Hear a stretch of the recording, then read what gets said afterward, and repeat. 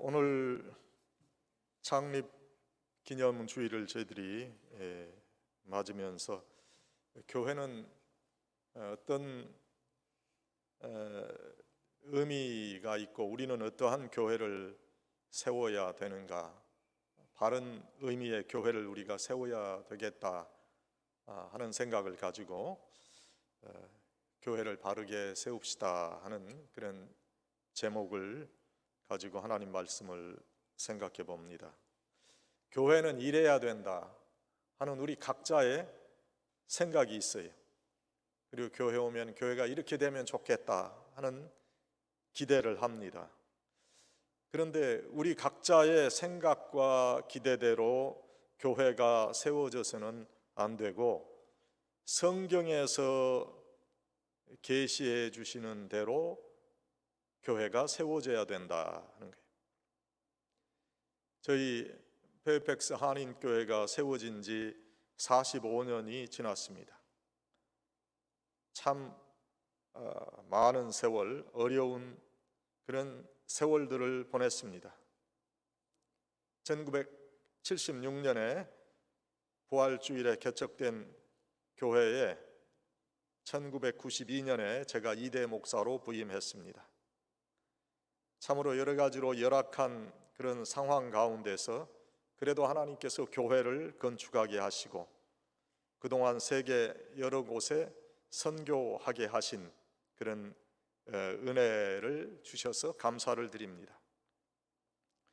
우리의 기대와 소망같이 더 많은 성도로 이 교회당이 가득 채워지지는 못했지만 그동안 복음 선포와 선교 사역 그리고 교육 사역을 감당하게 하심을 감사합니다. 새로운 사역의 비전을 주시고 그것을 감당하는 교회가 되어 가기를 바라시는 예수 그리스도의 뜻을 이루는 그런 교회가 되어야 되겠다 하는 거죠. 오늘 본문에 나오는 에베소 교회는 사도 바울이 3년 동안 친히 목회했던 그런 교회고, 바울이 정말 헌신의 힘을 쏟아 부어 목회한 교회입니다. 그들에게 믿음의 도리를 설명해 줬고 십자가의 도를 가르쳤고 구원받은 자의 생활이 어떠해야 되는가 하는 것을 세세하게 설명해 주었습니다. 가정생활은 이렇게 해야 된다. 우리 기독교인들은 사회생활에 대한 윤리를 이렇게 지켜야 된다. 그리고 주님의 몸된 교회를 어떻게 세워야 하는가 하는 것을 알려주었습니다. 그래서 그 지역을 떠나서 예루살렘으로 가기 전에 에베소 교회의 장로들을 청해서 함께 만나고 마지막 석별의 정을 나누는 그 부분의 기록은 가히 눈물 없이 보기 어려운 그런 말씀이에요. 주 예수의 친히 말씀하신 바 주는 것이 받는 것보다 더 복이 있다 하심을 기억해야 할지니라. 이 말을 한 후 무릎을 꿇고 저희 모든 사람과 함께 기도하니 다 크게 울며 바울의 목을 안고 입을 맞추고 다시 그 얼굴을 보지 못하리라 한 말을 인하여 더욱 근심하고 100가지 그를 전송하니라. 사도행전 21장 35절에서 38절에 있는 말씀이에요. 목회자와 성도들의 하나된 모습을 볼 수 있어요. 성도들은 사도 바울의 가르침을 진실되게 받고 있습니다. 또 사도 바울은 성도들을 자신의 몸보다 더 사랑하고 섬기고 있어요. 바울은 그들에게 성도의 바른 삶에 대해 교훈하고 있습니다. 구체적으로 어떠한 신앙의 꿈과 비전을 주었는지 성경은 자세하게 기록하고 있지 않지만 이방 민족을 향한 복음 전파의 비전을 가진 교회로 세워져야 된다 하는 것을 아마 설파했을 거예요. 바울이나 에베소 교회의 성도들이나 죽은 사람 다시 살아나는 영생의 진리에 그들의 삶을 바치고 있습니다. 그 복음이 그들의 삶을 지탱하는 근본이 되었다 하는 거예요. 에베소 교회에 바울은 택한 자의 구원, 그 구원의 예정에 대한 교훈을 주고 있습니다. 구원은 미래형이 아니라는 거예요. 구원은 현재 지금 진행되어 가는 현재 진행형도 아니, 구원은 과거형으로 확신 있게 강조하고 있어요. 구원의 확신은 우리 프로테스탄트, 특별히 갈빈주의 교리를 가진 우리 장로 교회의 구원론의 핵심이에요. 믿음으로 얻은 구원, 부족하고 허물이 내게 있어도 하나님은 그것을 개의치 아니하시고 나를 영생에 이르게 하심이 있기에 우리에게 기쁨이 있다는 거예요. 값없이 선물로 받은 구원이기에 귀한 거예요. 이 구원의 은혜를 전해야 돼요. 복음 전파의 사명을 확인하고 그들의 삶에 실천한 이들이 바로 사도 바울과 에베소 교회의 교인들이었다. 주님의 몸된 교회를 세우려 했던 에베소 교회와 사도 바울을 통해서 우리가 세워야 하는 주님의 교회에 관한 몇 가지 사역의 교훈을 오늘 우리가 살펴볼 수 있어요. 첫째는 목회자와 성도 사이의 신뢰라는 거예요. 하나님을 믿는 믿음도 중요합니다. 그러나 성도와 성도 사이의 신뢰도 중요한 거예요. 공동체는 신뢰가 깨지면 무너질 수밖에 없어요. 이 신뢰에 관한 것, 하나님을 믿는 하나님의 백성들 사이에 우리가 서로 믿고 의지하고 섬긴다고 하는 이 상호 믿음에 관한 거예요. 둘째는 선교에 대한 비전이에요. 교회가 하나님의 나라를 확장하지 않는다면 교회의 존재 이유가 없는 거예요. 에베소 교회는 지금의 터키 지역에 위치해 있어요. 히랍 문화가 번창한 지역에서 유대인들로부터 시작된 예수 그리스도의 복음을 전하려는 비전을 가진 교회가 바로 에베소 교회였다. 그 다음 우리가 기억해야 될 것은 복음에 대한 바른 이해를 가지고 신앙생활을 해야 된다 하는 것. 에베소 교회 교인들은 복음에 대한 바른 이해를 가졌어요. 창립 기념주의를 맞아 다시 한번 하나님의 교회를 새롭게 세우는, 그리고 바르게 세우는 우리가 되어야 될 것입니다. 하나님께서 쓰시기에 합당한 그런 교회가 되어야 돼요. 말씀드린 대로 첫째, 신뢰가 구축되어야 돼요. 사도 바울과 에베소 교회 성도 사이에 신뢰와 같은 정말 믿을 수 있는 관계가 세워지지 않으면 주님의 교회 바로 세워지기가 어렵습니다. 우리 눈에 보이는 유형 교회를 세우는 것보다 우리 눈에 보이지 아니하는 무형 교회를 세우는 것이 더 중요한 거예요. 눈에 보이는 교회가 세워지려면 기초가 튼튼하게 자리 잡아야 돼요. 마찬가지로 눈에 보이지 아니하는 교회의 기초를 우리가 든든히 세워야 되는데 그것은 바로 상호 신뢰다. 모든 사회 조직의 기본은 신뢰에서 시작되는 거예요. 가정은 물론이거니와 크고 작은 단체에서부터 국가에 이르기까지 모든 사회 집단은 각 구성원의 믿음을 바탕으로 존재한다 하는 거예요. 구성원 간의 믿음이 실종된 공동체는 허울 좋은 이름만 함께 사용할 뿐 이미 와해된 조직체가 되고 마는 거지. 부부간에 서로 믿지를 못해서 부인은 남편을 의심하고 남편은 부인을 거짓말하는 이로 여긴다면 더 이상의 부부 관계는 이루어질 수 없어요. 제가 여러분들에게 계속 말씀드리지만 여러분들이 사실은 부부간에도 은행 어카운트를 같이 서로 사용해야 돼요. 남편이 부인을 못 믿고 부인이 남편을 못 믿고 내 것이라고 생각한다면 그는 한 몸 된 관계가 아니죠.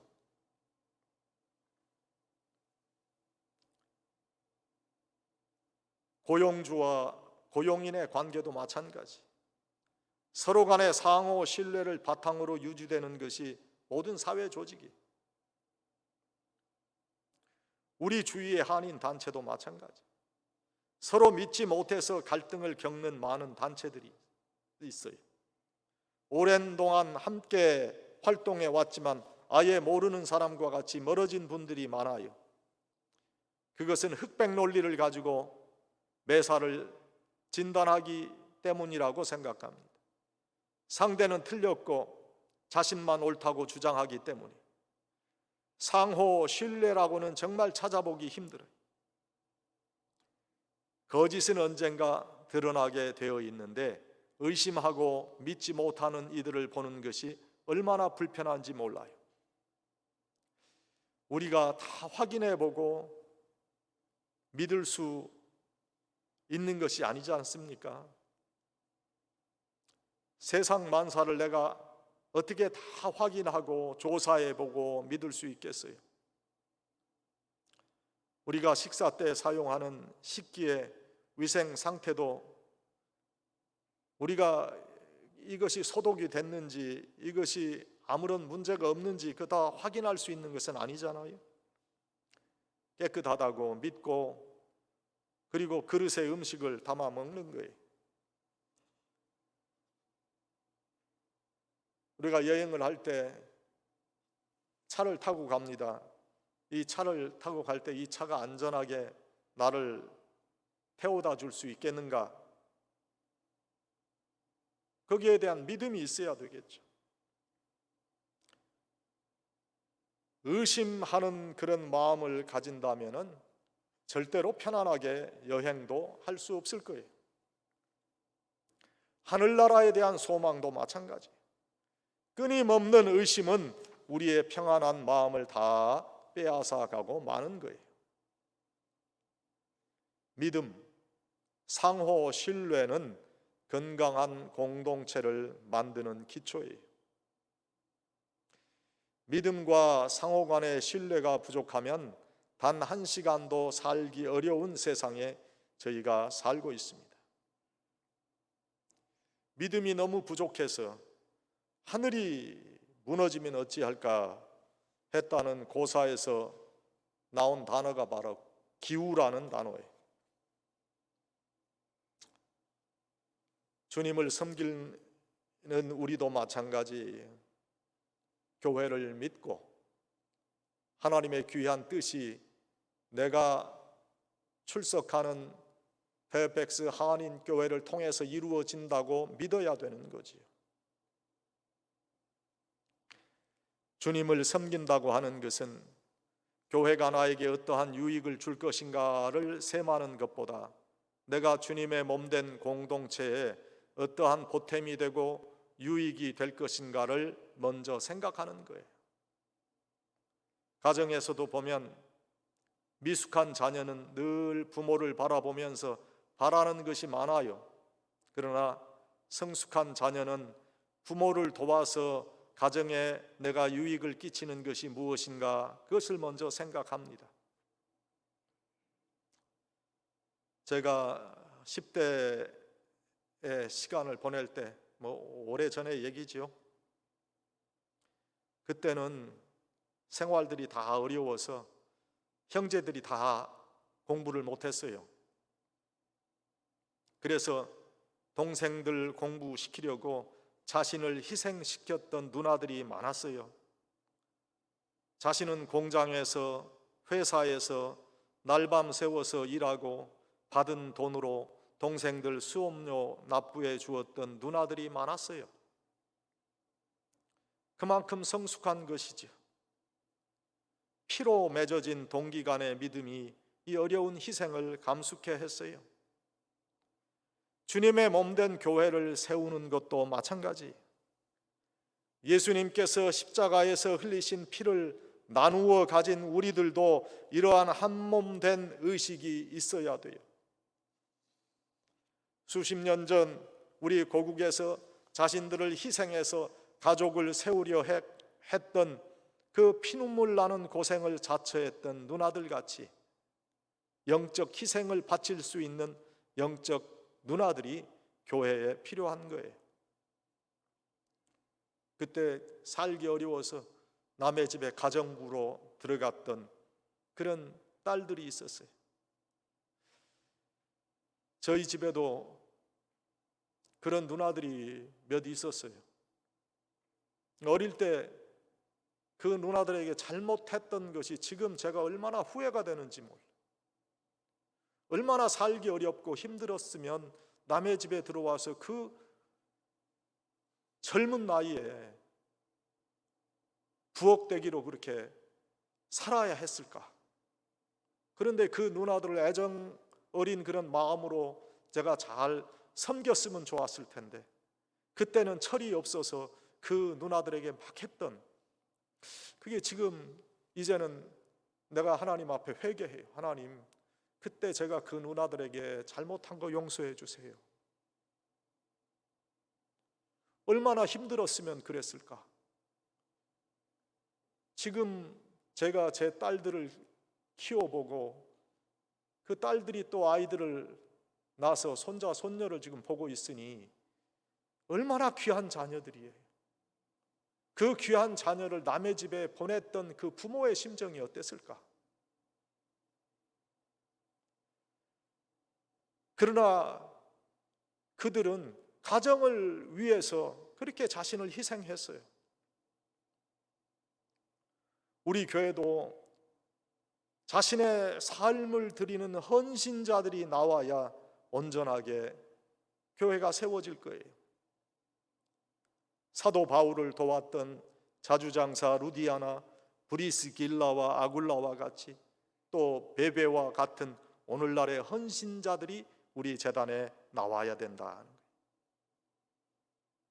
이러한 헌신은 우리 재단이 예수님께서 피를 흘려주셔서 세워주신 재단이라고 하는 분명한 믿음과 확신이 있어야 가능한 거예요.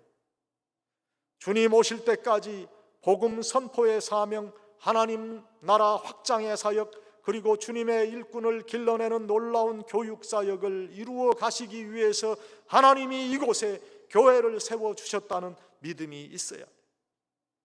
여러분들 많고 많은 교회 가운데 우리 페이펙스 한인교회로 인도되었던 하나님의 계획과 섭리를 믿고 감사할 때 여러분의 주님의 몸된 교회를 통한 사역이 분명해지게 될 거예요. 믿음을 가지고 예수님을 바라보세요. 믿음을 가지고 여러분의 인도하심을 믿어야 돼요.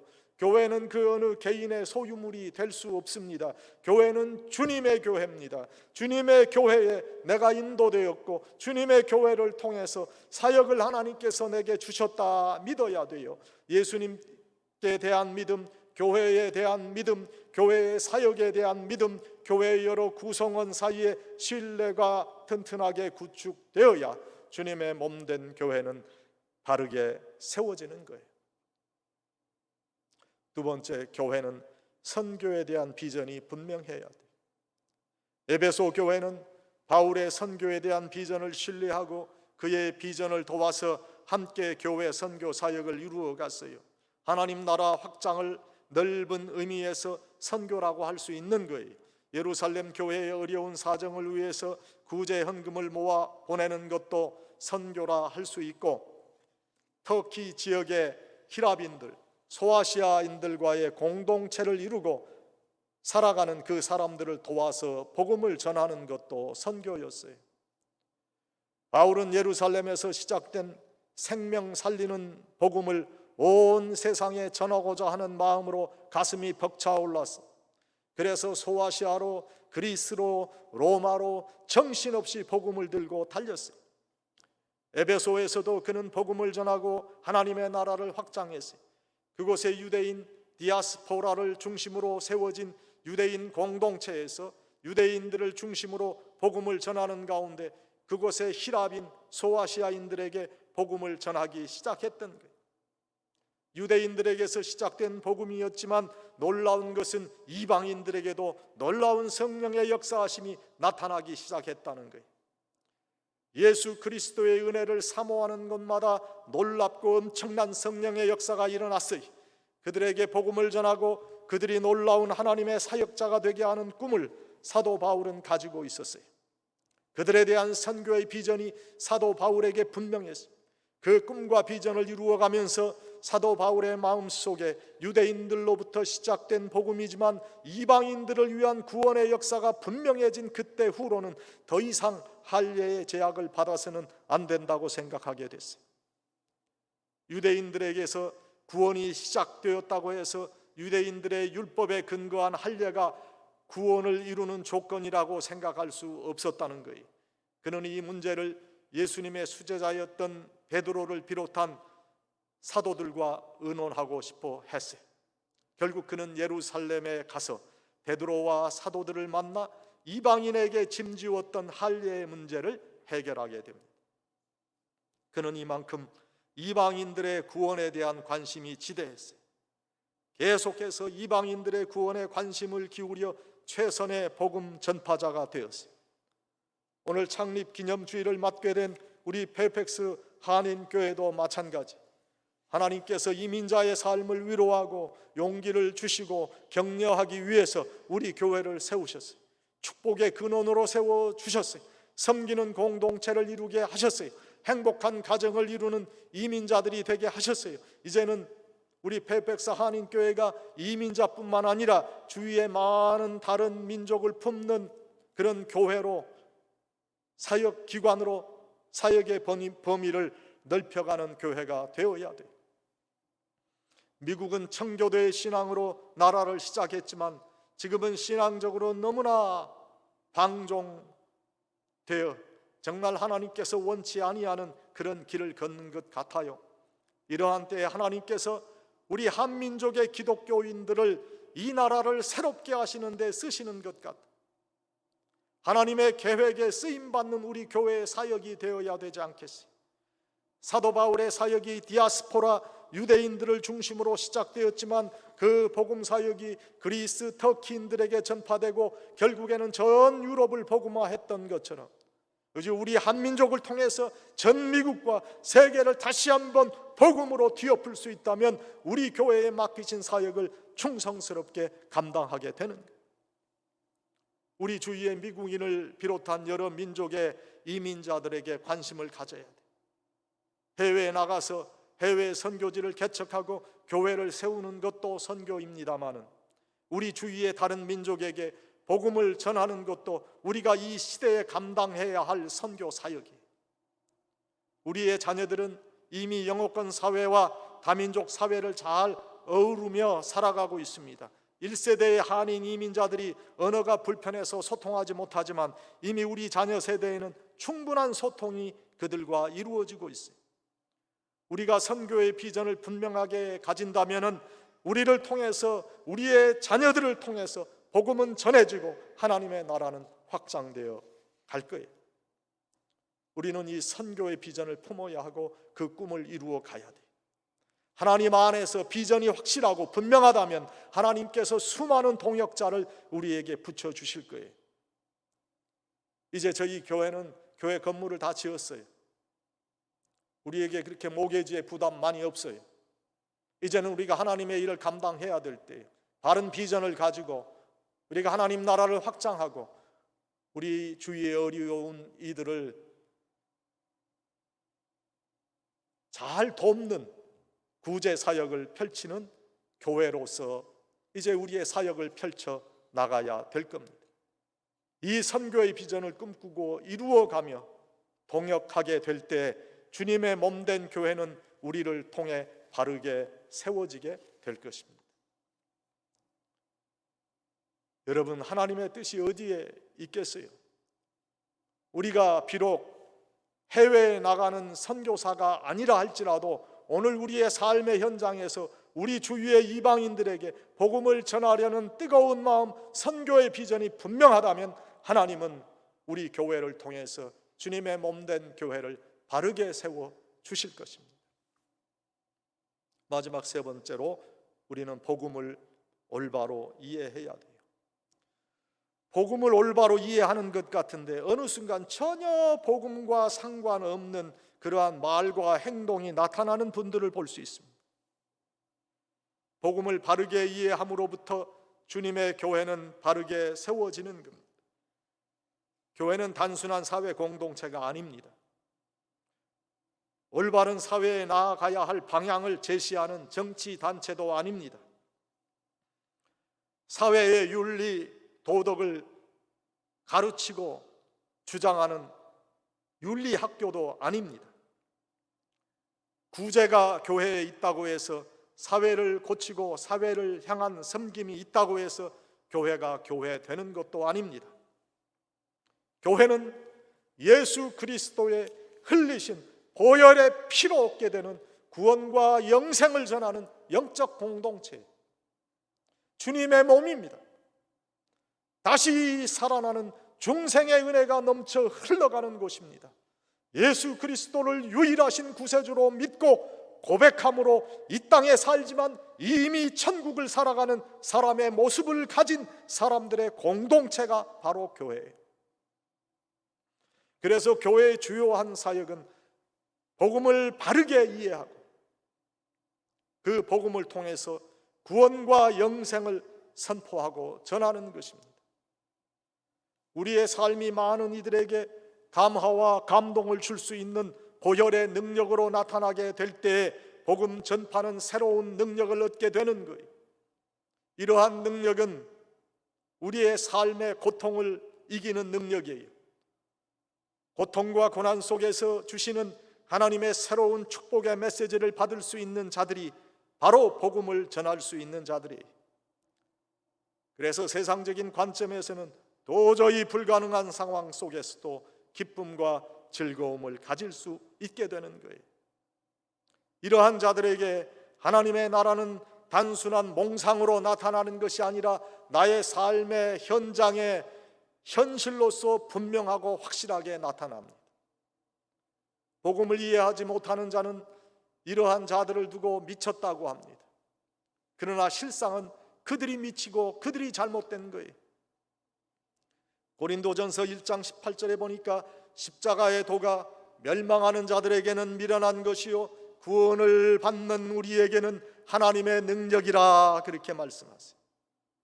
또 고린도전서 1장 22절에서 24절에 보니까 유대인은 표적을 구하고 헬라인은 지혜를 찾으나 우리는 십자가에 못 박힌 그리스도를 전하니 유대인에게는 거리끼는 것이요 이방인에게는 미련한 것이로되 오직 부르심을 받은 자들에게는 유대인이나 헬라인이나 그리스도는 하나님의 능력이요 하나님의 지혜니라. 신령한 것은 신령한 심령으로만 분별할 수 있어요. 이 귀한 생명의 돈은 돈을 많이 들인다고 얻을 수 있는 것도 아닙니다. 공부를 많이 한다고 얻어지는 것도 아닙니다. 권력을 가진다고 해결되어질 수도 없습니다.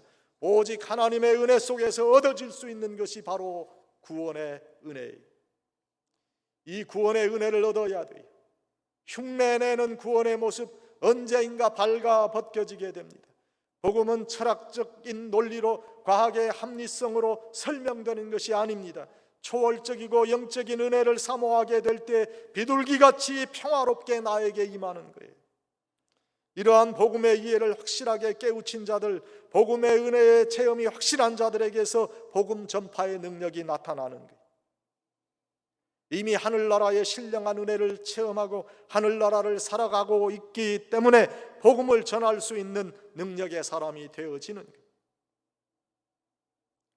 그래서 때를 얻든지 못 얻든지 관계치 않고 복음을 전할 수 있습니다. 영혼 구원에 대한 안타까움을 가지고 복음을 전하게 됩니다. 복음을 전하다가 당하게 되는 어려움이 있어도, 고난이 있어도 물러서지 않습니다. 하늘의 위로를 받기 때문입니다.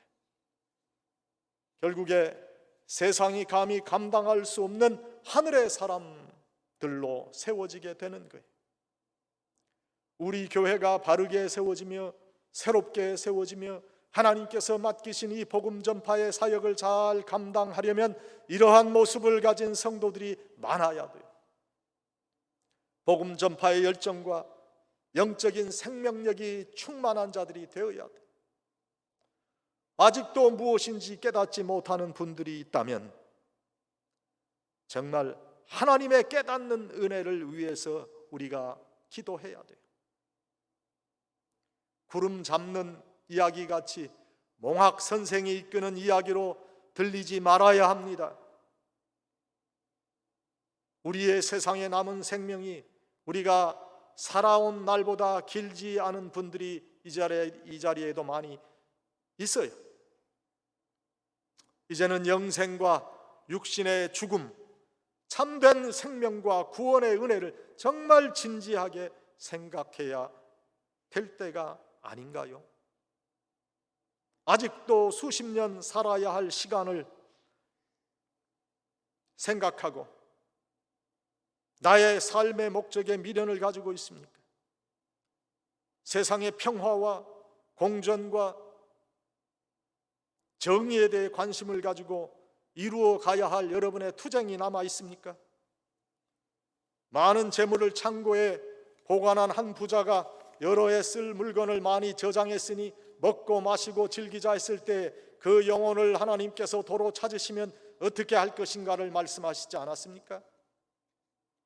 우리 육신은 흙으로 창조되어 때가 되면 결국 흙으로 돌아갈 수밖에 없습니다. 속 사람을 새롭게 하시기를 바랍니다. 오늘도 이 땅에 살지만 천국을 소유한 천국 백성으로 복음을 내게 허락하신 예수 그리스도께 감사하며 기쁨으로 살아가시기를 바랍니다.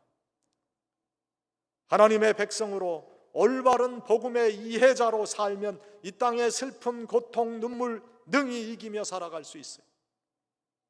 진정으로 복음을 바로 이해하고 깨닫는 성도들이 되어야 돼요. 그때 하나님의 교회를 바르게 세워갈 수 있어요.